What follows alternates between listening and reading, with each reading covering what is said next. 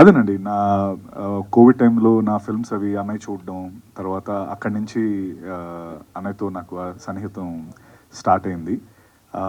నిజంగా నేను మొన్నన్నట్టు మా ప్రీ రిలీజ్ ఈవెంట్ మా బిగ్గెస్ట్ పీఆర్ యాక్టివిటీ అది. ఎందుకంటే అన్నయ్య రావడం, అక్కడి నుంచి సినిమా ఉందని అప్పటి వరకు కొంతమందికే తెలిస్తే, మొత్తం ప్రపంచం అంతా తెలిసింది ఆ ఈవెంట్ ద్వారా. సో నిజంగా ఆయనొచ్చి మా సినిమాని ఒక 3, 4 టైమ్స్ ఎక్కువ తెలిసేలా చేశారు. అండ్ నిజంగా అది నా మాటల్లో చెప్పలేను. ఎలా ఫీల్ అవుతున్నాను అంటే చాలా గొప్ప ఫీలింగ్ అండి. దాన్ని నేను మాటల్లో పెట్టి దాన్ని నేను వాల్యూ తీయలేను కానీ, ఐ థింక్ అది గుండెల్లో భద్రంగా దాచుకున్న ఫైర్ నేను ముందుకు తీసుకెళ్తూ ఇంకా మంచి సినిమాలు చేయాలనుకుంటున్నాను అంతే. దాని తర్వాత అంటే ఆబ్వియస్లీ నాకు ఆయన చెప్పినట్టే జీబ్రా వచ్చింది. నేను జీబ్రా చేస్తున్నాను, నెక్స్ట్ ఫుల్ బాటిల్ చేస్తున్నాను. దాని తర్వాత ఇంకో పెద్ద ప్రొడక్షన్తో త్వరలో అనౌన్స్ చేయబోతున్నాం. సో నాకు బిర్యానీ కావాలా లేకపోతే ఇడ్లీ కావాలంటే బిర్యానీ కావాలంటాం కదండి. సో ఇది నాకు it's biryani and full meals, ఇది థాలీ, దీన్ని వదులుకోలేను. దీనికోసం వచ్చాం, ఇది నేను ఖచ్చితంగా చేసుకుంటాను. సైమిల్టేనియస్గా తెలుగు, తమిళ్, కన్నడ, హిందీ 4 లాంగ్వేజెస్ సైమిల్టేనియస్గా జరుగుతుందండి. బిగ్గెస్ట్ ఫిల్మ్ అని చాలాసార్లు చెప్పడం దానికి వెనకాల రీజన్ అదే. ప్రమోషన్స్ కూడా వన్ ఆఫ్ ద రీజన్స్ ఏంటంటే నాకు ఛాన్స్ ఎప్పుడు దొరకలేదు ప్రమోషన్స్ చేయడానికి. నేను మొన్న అన్నట్టు ఒక కొత్త సత్యదేవ్ మీరు చూస్తారన్న ఉద్దేశం ఎందుకన్నానంటే, ఈ సినిమా నాకు ఇచ్చిన ఆ క్యాన్వస్ అలాంటిది. నాకు డ్రా చేయగలిగే అంత పెద్ద ప్లాట్ఫామ్ ఇచ్చింది. ఇంత ప్లాట్ఫామ్ ఇచ్చి కూడా నేను సినిమా జనాల్లో తీసుకెళ్ళే ప్రయత్నంలో ఈ ప్రమోషన్స్ అన్నీ అంత గట్టిగా చేశాను. అండ్ నేను అంటే ఇక్కడ బలలేదు కానీ బలగుద్ది చెప్పేది ఏంటంటే, కుర్చీ అయినా పర్లేదు. చెప్పేది ఏంటంటే, ఇక మీదటి నుంచి దీనికంటే డబులే ఉంటుందండి. నేనేదో వదిలేదు లేదు ఇంకా.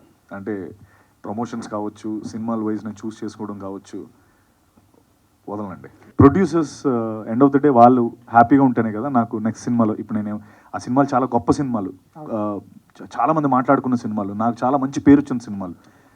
బట్ నాకు పేరు వచ్చిందంటే ఎవరు పట్టించుకోలే. అంటే బిగ్ ప్రొడక్షన్స్ ఏవి కూడా పేరు రావడం కాదు, మనకి మనీ స్పీక్స్ కదా. అది నేను ప్రొడ్యూసర్ అయినా నేను అలాగే మాట్లాడతాను కదా. సో టెక్నికలీ పేరు ఒక్కటే నాకు ఆ బిగ్ టికెట్ సినిమా అన్నది రాకుండా పోయింది. అండ్ మీరు అన్నది వాస్తవం, నాకు అంతకంటే గొప్ప, అంతకంటే చాలా విలువైన ఇది నాకు అన్నయ్యతో పరిచయం. ఈ సినిమాలు నాకు అవన్నీ తెచ్చిపెట్టాయి. ఎందుకంటే ఆయనకి నేను ఒక ఏకలవ్య శిష్యుడిని. ఎక్కడో ఆయన ఫోటో పెట్టుకొని మన అందరం యాక్టర్ అవ్వాలనుకో, ఎన్నో కోట్లాది మంది ఉన్న ఏకలవ్య శిష్యులో నేను ఒకడిని. అది వేరండి. ఆ ఎనర్జీ, ఆ ఇది నాకు ఇచ్చిన, అంటే నేను ఎక్కువ నమ్మేది ఏంటంటే బేసికలీ ఆ మూమెంట్లో మనం చేసేది ఏదైతే ఉంటుందో, మనం ఎనర్జీ పెట్టి చేస్తాం కదా, మనం ఎనర్జీ పెడతాం సెట్ పైన, energy will never get destroyed. ముఫాసాలో అదే టాకా స్కార్ అంటే వాళ్ళిద్దరు బ్రదర్స్, మహేష్ గారు నేను బ్రదర్స్ యాక్చువల్లీ సినిమాలో. దానికి వాయిస్ కూడా నాకు చాలా హ్యాపీగా అనిపించింది. ఎందుకంటే డిజ్నీ లైబ్రరీలో మన పేరు ఉండడం అనేది, అంటే మా బుడ్డోడికి కూడా కొంచెం ఆ సినిమా అంటే చాలా ఇష్టం, వాడి కోసం చేశాను.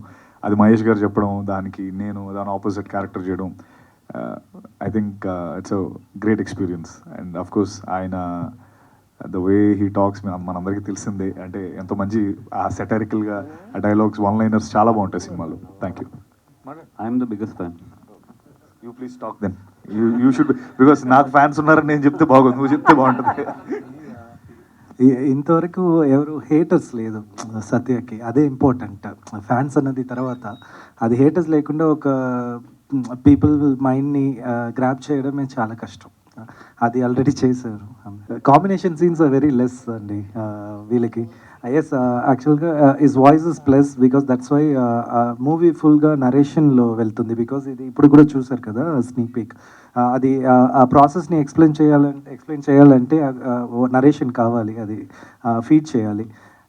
అది దాటి first time usually he will say always I'm soldering the entire movie ప్రతి మూవీకి, బట్ ఈ మూవీలో I'm just I'm sharing the space with other actors అన్నదే నాకు కొత్త experience. It's very good, I'm feeling good అనేది ఫీల్ అవుతున్నారు. So every one did good also. ఏది చేసినా రిస్క్ లేకుండా ఏమి రిస్క్ గ్యారంటీ ఉండదు, అందుకే అది రిస్క్ అంటారు ఆ డైలాగ్. అంటే ముందు నేను కూడా ఇదే క్వశ్చన్ అడిగానండి, చారల గుర్రం లక్ ఫేవర్స్ ద బ్రేవ్ అని పెడదాం అని చెప్పి. కాదు, చారల గుర్రం అంటే బాగుండదని మనోడు జీబ్రాకి ఫిక్స్ అయ్యాడు యాక్చువల్లీ. అంటే జీబ్రా అనేది మరి బ్యాంకింగ్ సంబంధించి ఒక టెక్నికల్ వర్డ్ ఉంది కదా. Okay, thank you sir. అలా ఏమన్నా పెట్టారా? లేదు సార్. ఎస్, అవునా sir? Okay, zero basis okay, risk swap. అదే సార్ నేను ఓకే నేను last bench student sir, sorry.